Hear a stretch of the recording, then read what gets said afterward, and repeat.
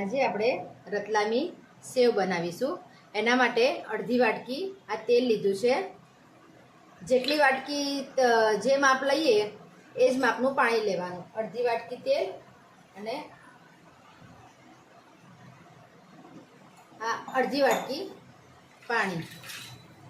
તેલ પાણી બંને મિક્સ કરી દેવાના। આ સફેદ મરચું છે, 2 ચમચી લીધું છે મેં। મીઠું અડધી ચમચી, પછી સ્વાદ પ્રમાણે। મરી પાવડર છે, એ પણ થોડો વધારે મરી પાવડર નાખીએ તો શ્યામ થાય।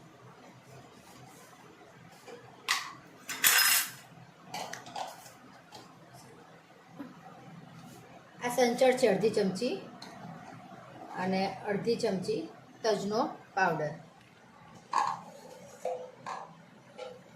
હવે આ બધામાં બ્લેન્ડર ફેરવી દેવાનું। હવે આમાં બરાબર બ્લેન્ડર ફેરવી દેવાનું, એટલે બધું એક રસ થઈ જાય અને વ્હાઈટ થઈ જાય બધું મિક્સર, ત્યાં સુધી એને ફેરવવાનું।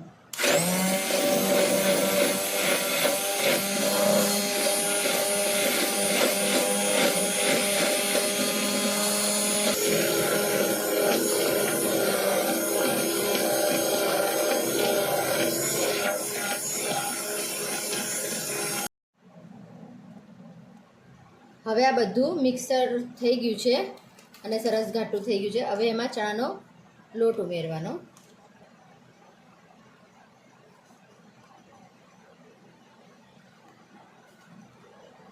જો સફેદ મરચું તમારે તીખું હોય તો એ થોડું ઓછું નાખવાનું।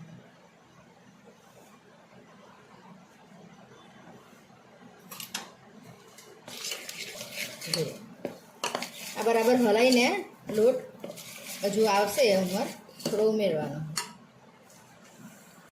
આ સેવનો લોટ આપણે તૈયાર થઈ ગયો છે। આવો એકદમ ઢીલો બી નહીં અને એકદમ કઠણ પણ નહીં, એવો રાખવાનો। પછી આપણે સેવ પાડીશું। હવે આપણે સેવ બનાવીશું। એના માટે આ મીડિયમ કાણાવાળી જાળી લીધી છે। તમારે જે જાળી બંધ કરવી હોય એ કરી શકીએ। હવે આપણે સેવ પાડીશું।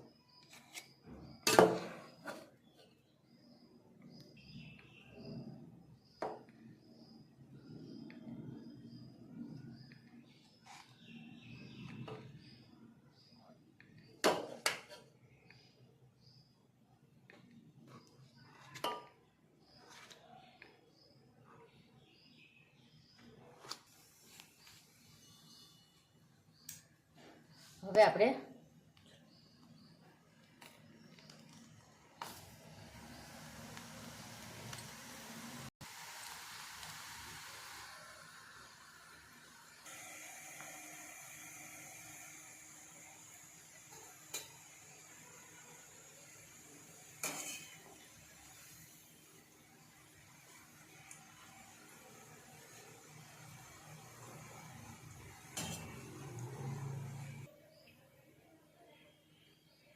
આવી રીતે આપણે સેવ પાડી લેવાની।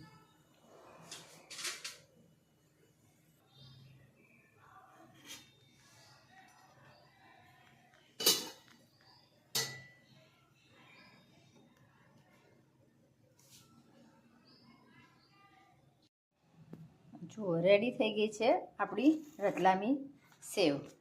આ કડક પણ સરસ થઈ છે અને પોચી પણ છે।